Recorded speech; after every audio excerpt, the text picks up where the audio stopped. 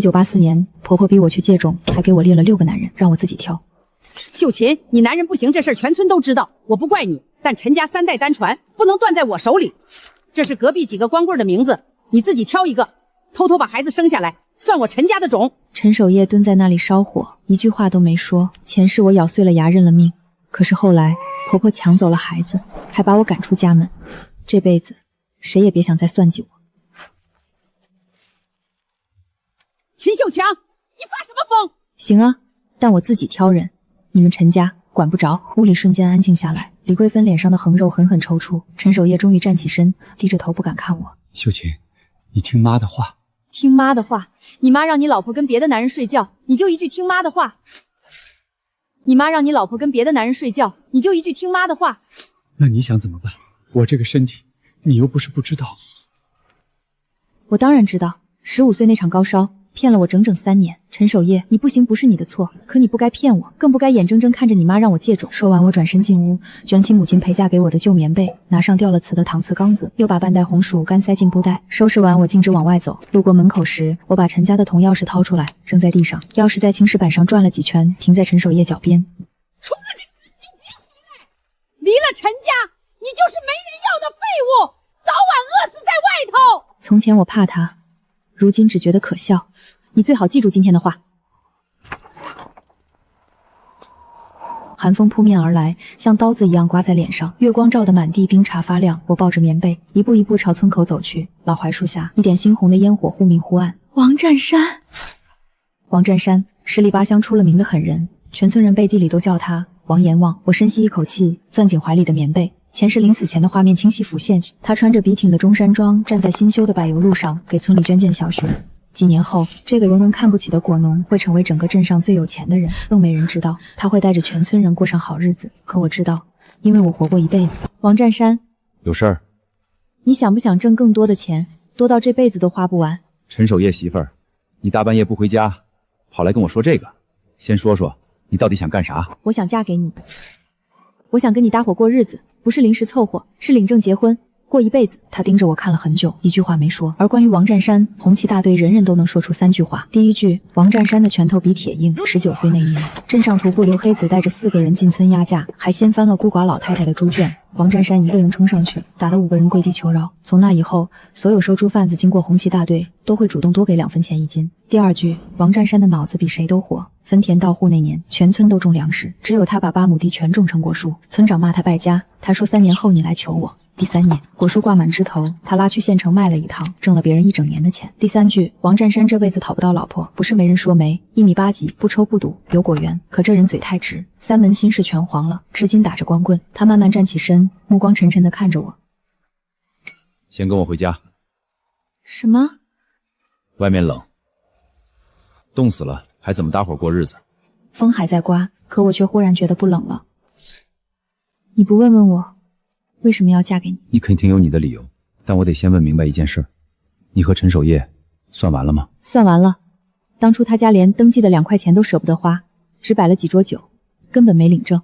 没领证不算夫妻。我也不瞒你，嫁到陈家3年，怀不上不是我的问题。陈守业15岁那场高烧伤了根本，连夫妻的事儿都做不成，更别说生孩子。他妈强逼我去跟别的男人生孩子，我不干。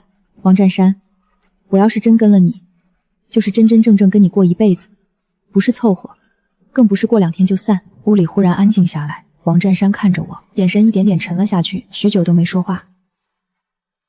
吃吧，跑这么远，肯定饿了。秦秀琴，我光棍27年，这辈子头一回有女人主动找上门。秦秀琴，我光棍27年，这辈子头一回有女人主动找上门。你说的这些，我都答应。但我有一个条件，咱们去正正经经领结婚证，法律认可的那种。这是我2辈子听过最动听的话。那晚我睡在西屋，门从里面拴着，2条狗一左一右趴在门口，像2个自作主张上岗的卫兵。我躺在黑暗里，肚子里还残留着果子的甜味。那是我来到这世上26年，头一次觉得日子好像有盼头了。秦秀琴，你给我出来！王子山，你给我出来！王占山，占山啊，你做出这种伤风败俗的丑事儿，你爹娘在地下都不得安宁。陈叔，话别说这么难听。第一，没领证不算明媒正娶，秦秀琴不是陈家的人。第二，她是自己走来的，不是我抢来的。第三，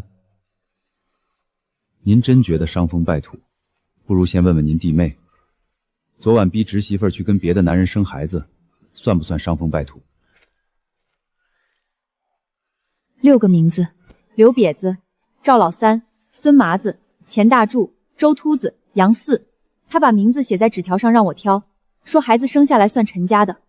陈叔，要我现在去大队广报寨，把这6个名字念给全村人听听。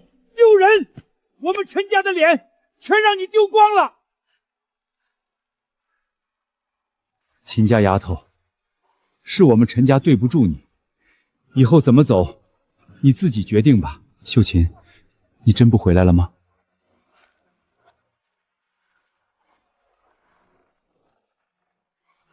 别怕，有我呢。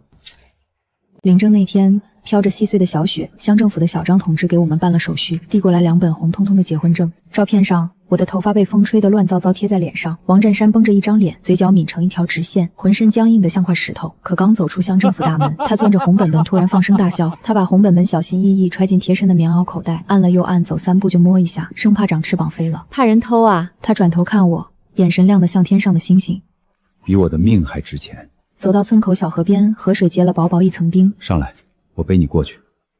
水都过膝盖，我自己能走。不行，从今天起，你就是我王占山的老婆了。有我在，你脚下的水一点都不能沾。他的背很宽很结实，像一座山，挡住了所有的寒风和雨雪。进村时正赶上散集，路边挤满了赶集的村民。哎呦，这不是秀琴吗？这么快就攀上王疯子了？她是李桂芬的外甥女，在村小学当代课老师。之前就是她在全村人面前散布谣言，后来我在县城打工，也是她四处散播我的丑事，搅黄了我的工作。陈家的炕还没凉厚呢，就急着跑到王疯子炕上去了。不过你可得当心点儿，王疯子脾气那么暴，哪天不顺心把你打跑了，你可就真没下家了。你叫什么名字？张春梅，怎么了？哦，春梅，你在村小学教书，教语文还是算术？教语文，你想干什么？教语文好啊。春梅老师，这个你应该认识吧？国家发的，法律保护的那种，造谣污蔑合法夫妻。我不知道教语文的老师会不会教这个，但公安局的同志肯定会教。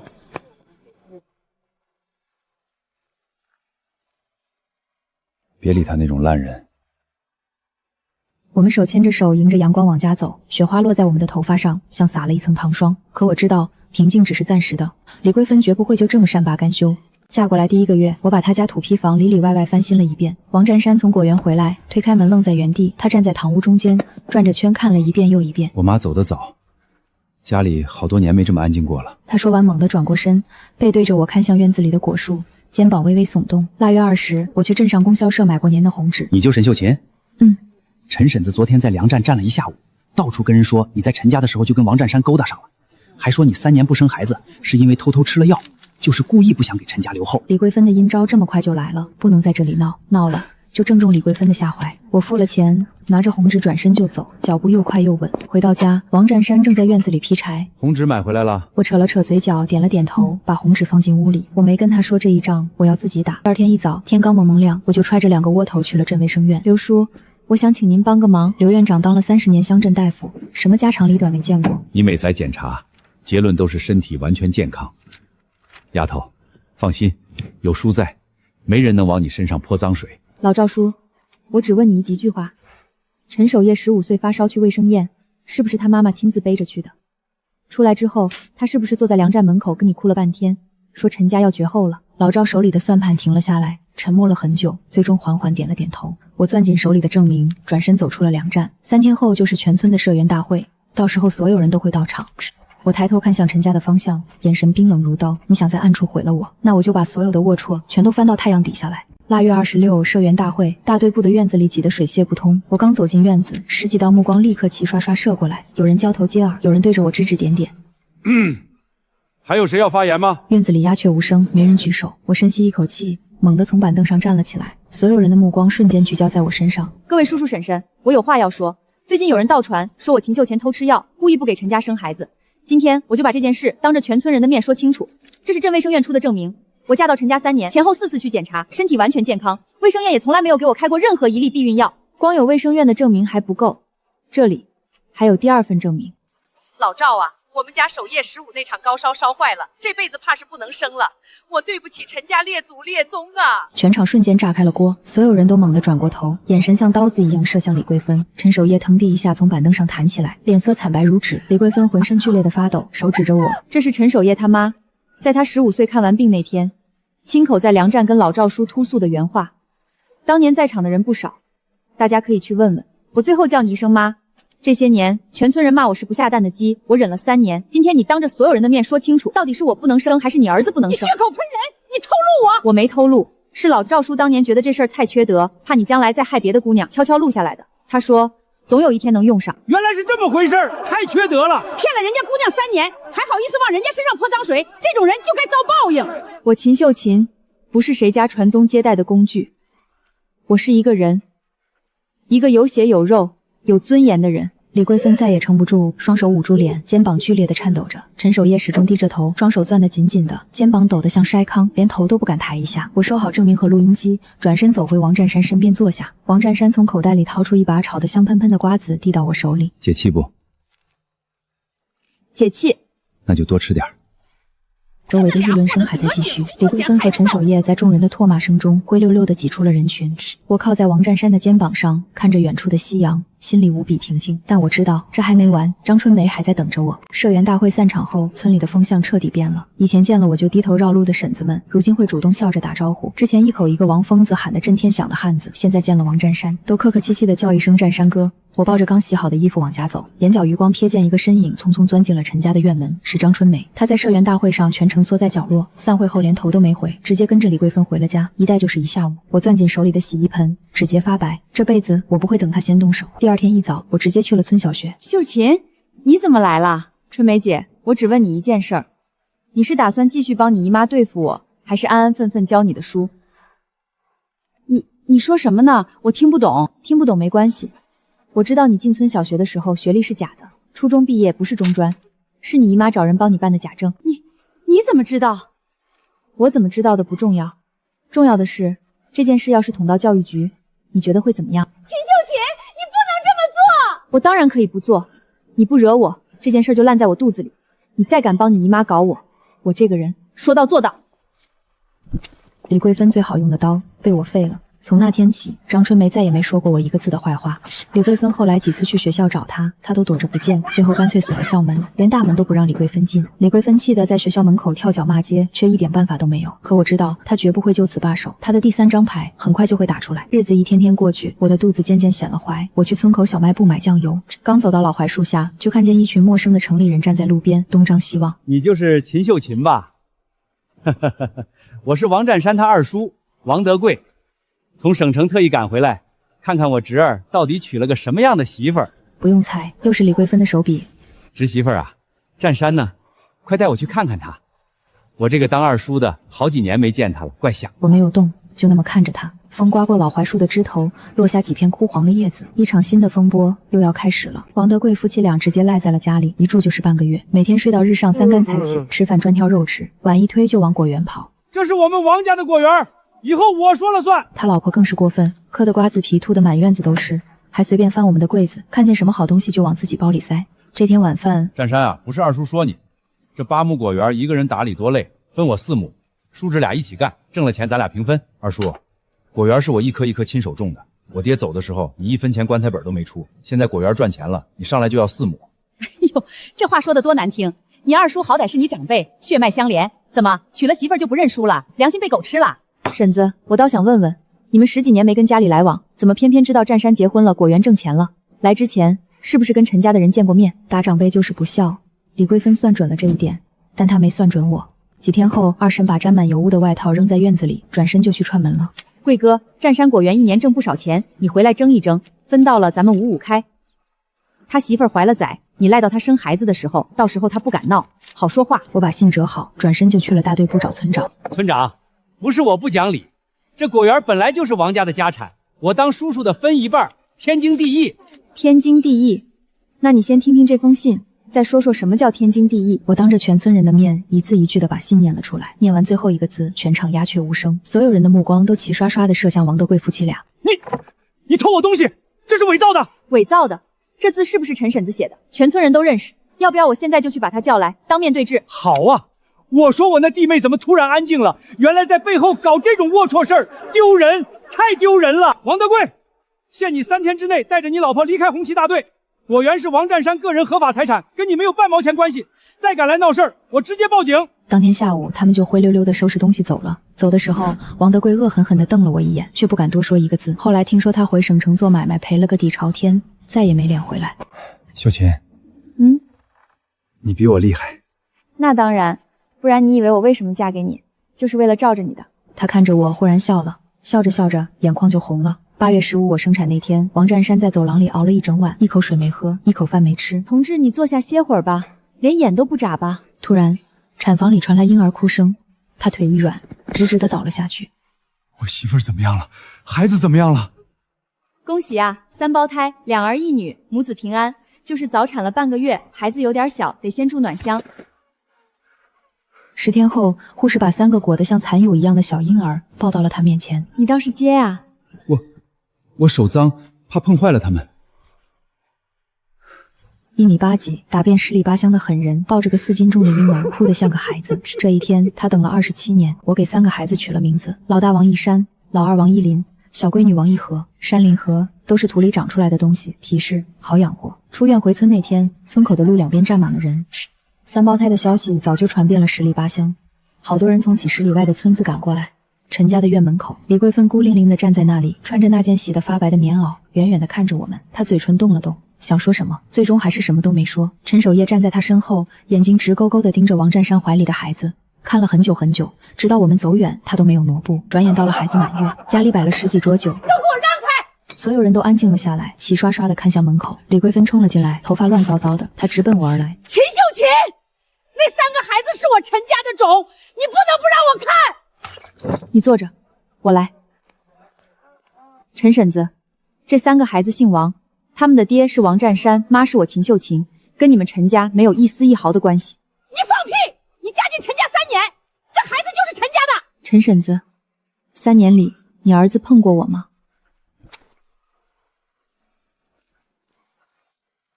陈婶子，鞋我收下了，但以后别再来了。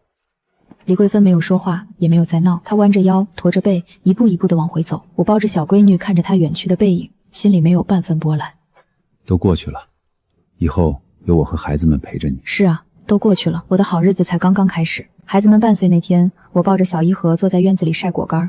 前世在县城打零工，我在果品加工厂干过2年。供销社柜台上一小包果脯卖1块8，收购鲜果才几分钱1斤，中间的差价大得惊人。王占山从果园回来，看见我发呆，走过来轻轻摸了摸小一禾的头。想什么呢？占山，我想做果脯卖。第2天一早，我揣着自己试做的半斤山楂果脯，直接找到县供销社副主任老孙头的办公室。孙叔，您尝尝我做的果脯。老孙头斜着眼瞥了我一眼，随手拈了一块放进嘴里嚼了2下，他的动作突然停了。这个味道不比省城大厂的差。你打算卖多少钱1斤？1块2。你咋不去抢？孙叔，您算算账。您从省城进货，运费加损耗，到手成本至少1块，我给您1块2，您转手卖1块8，照样赚。而且我离得近，您缺货我当天就能送，省城能做到吗？你这个丫头脑子真活。行，先来50斤试试，卖不动我可给你退回去。3天后，我提着满满一竹筐50斤果脯送到了供销社，售货员是个年轻姑娘，翻了翻竹筐里的果脯，撇了撇嘴，满脸嫌弃。她随手把果脯搬到货架最角落的最底层，上面还压着几袋洗衣粉。我什么也没说，转身就走了。3天后，大队部的大喇叭突然喊我的名字。秦秀琴，县城来电话，让你赶紧去一趟供销社。秀琴，你那50斤果脯3天就卖光了，现在还有好多人来问，赶紧再送200斤过来。不，先送300斤。我去结账的时候，看见那个年轻售货员正踮着脚把果脯从角落搬出来，整整齐齐地摆在柜台正中间最显眼的位置。看见我，他不好意思地笑了笑。不到3个月，我的果脯就铺遍了县城所有的供销社，还卖到了相邻的3个县。我在大队部旁边租了3间空房子，开了个小作坊，贴出告示招女工，1天5毛钱工钱，还管1顿午饭。第1天，只有3个婶子犹豫着来了。第3天，门口排了8个人。第7天，15个名额全部招满。作坊里10几个妇女坐在棚子底下，手里忙着去核、切片、腌渍、晾晒，嘴里聊着家长里短，笑声从早晨一直响到日落。看着他们脸上的笑容，我心里也暖暖的。占山，去把隔壁王家沟那40亩荒坡承包下来，全种上果树。他接过钱没有丝毫犹豫，第2天就去了信用社，又带了一笔钱买树苗和肥料。签承包合同那天，他把合同折得整整齐齐，小心翼翼地揣进贴身的棉袄口袋里，按了又按，那神情跟当初揣结婚证的时候一模一样。秀琴，以后这片山全是我们的。是啊，以后这片山还有我们的日子都会越来越好。可我没想到，就在一切都蒸蒸日上的时候，一场新的风波正在悄悄酝酿。作坊开到第2年，生意越来越红火，可村里的风向却悄悄变了。这天我去作坊巡查，刚走到门口，里面的说笑声突然戛然而止。我一转身，身后立刻又响起窃窃私语，声音压得很低，却字字扎心。你看老二和小闺女一点都不像占山，可不是吗？那眼睛跟陈守业小时候一模一样，谁知道这孩子到底是谁的？我攥紧手里的果脯，指节发白，指甲深深嵌进掌心。去供销社送货，老孙头看见我，脸上的笑也变得不自然，眼神躲躲闪闪。秀琴啊，外面那些闲话，你别往心里去。我扯了扯嘴角，没说话。流言这种东西最是可怕，它不需要证据，不需要逻辑，只需要一粒种子和几百张碎嘴，就能把人活活淹死。我憋了3天，一句话都没说。晚上切菜的时候，一走神，菜刀狠狠划在了手指上。王占山冲过来，一把抓住我的手，用嘴吸掉伤口上的血，眼神里满是心疼。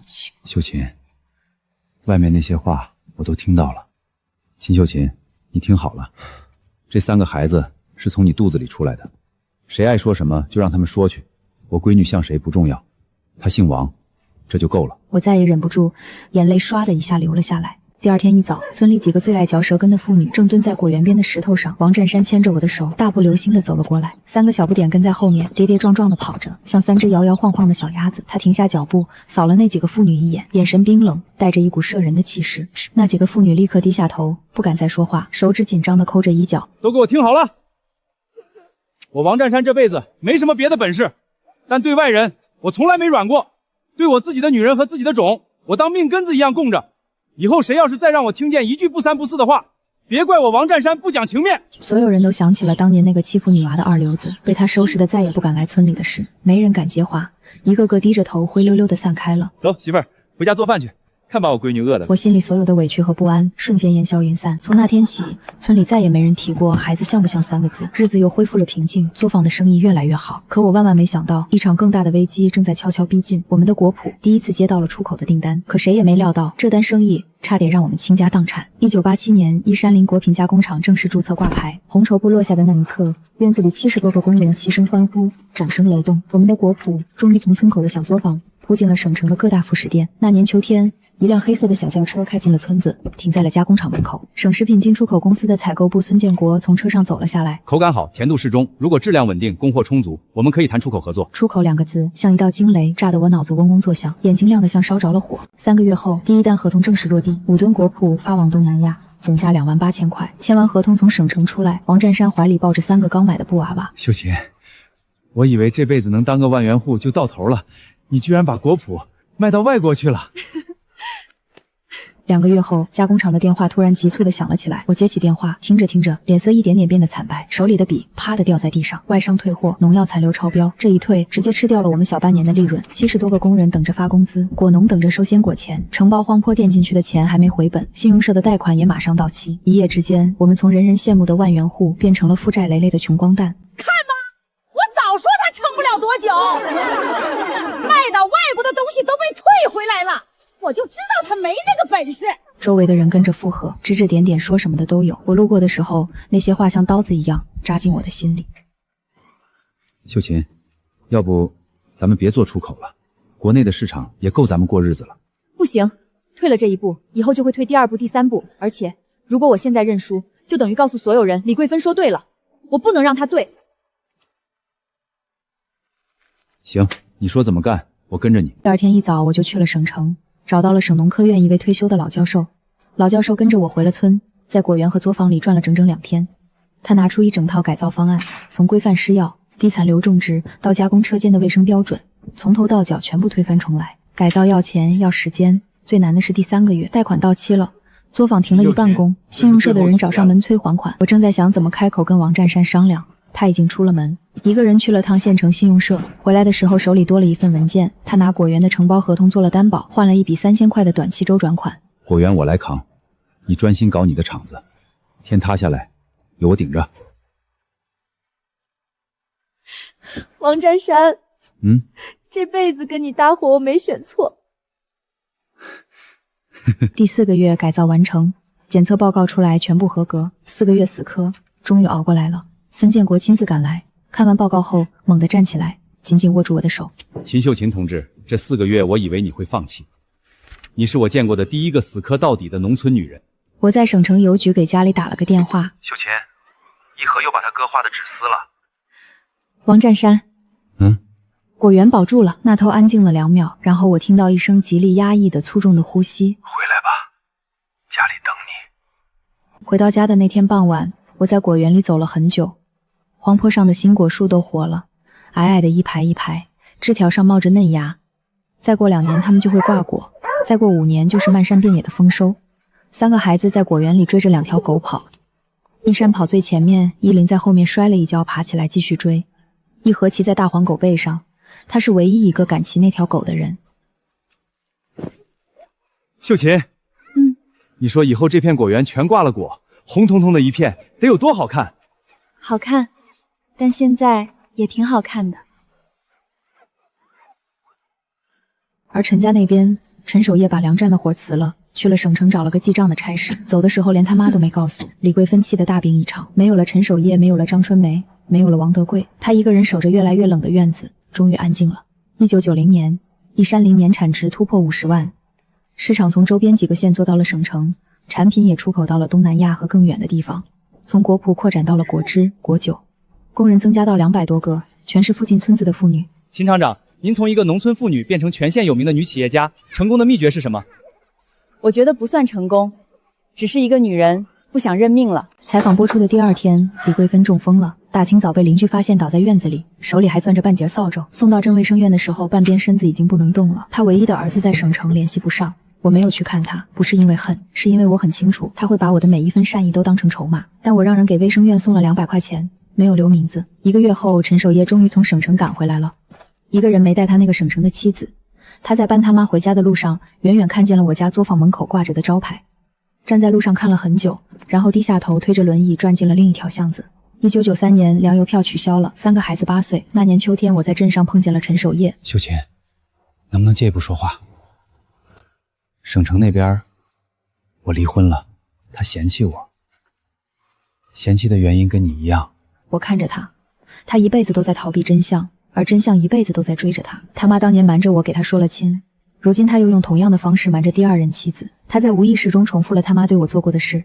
秀琴，你恨我吗？不恨了，恨你太累了，我没那么多时间。我转身往家走。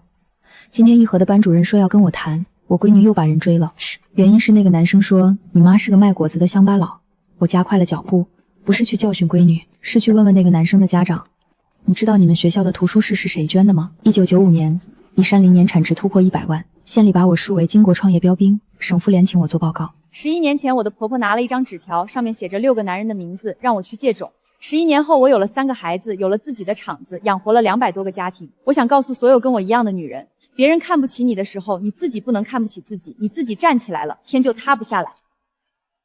后来县报登了一篇文章，秦秀琴艰苦创业，代父相邻。王占山用相框裱了起来，挂在堂屋正中间，比祖宗牌位还正。那年冬天，李桂芬死了，她是在睡梦中走的。陈守业在床边守了一夜，天亮发现他已经没了呼吸。丧事很简单，全村没几个人去吊唁，我去了。不是原谅，这辈子都不会原谅他，是因为不管怎么说，他叫了我3年的秀琴。虽然每次叫的时候，他的语气里从来没有把我当成一个人。秀琴，我妈走之前一直念叨一件事，她说不该逼你，不该坏你名声，不该拿你当工具使。说到底，他知道自己做了什么，他知道他毁了一个女人的3年，可他一辈子都没有开过这个口，直到最后躺在床上动不了了，才把这些话露出来，太迟了。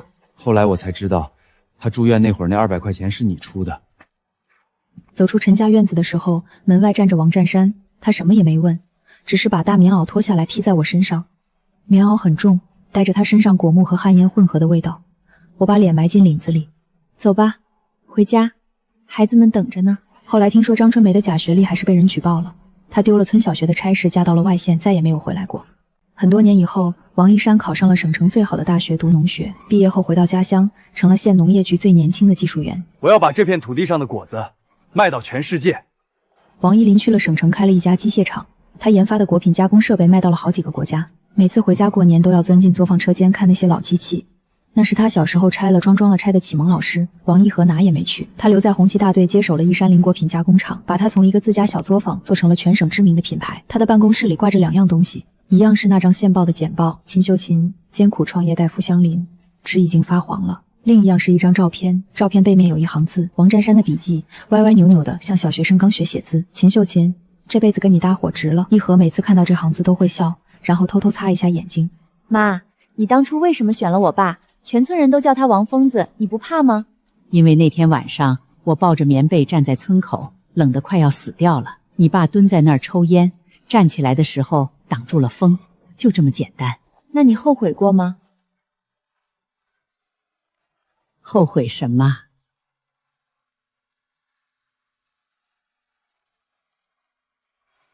我这辈子一天都没有白过。